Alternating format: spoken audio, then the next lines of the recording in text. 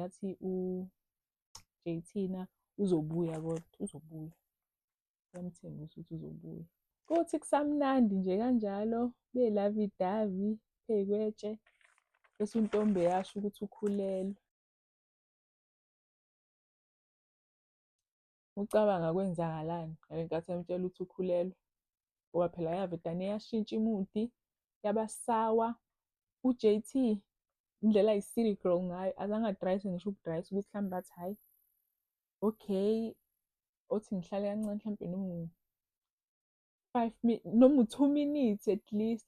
Aqhubeke athi ukuhlala kancane bese yabona yenza i-excuse bese yahamba-ke. Wamphakamisa angithi wayemgonile, wamphakamisa same time, wahamba same time, wamshiya kanjalo. Wathi hhayi, wahamba.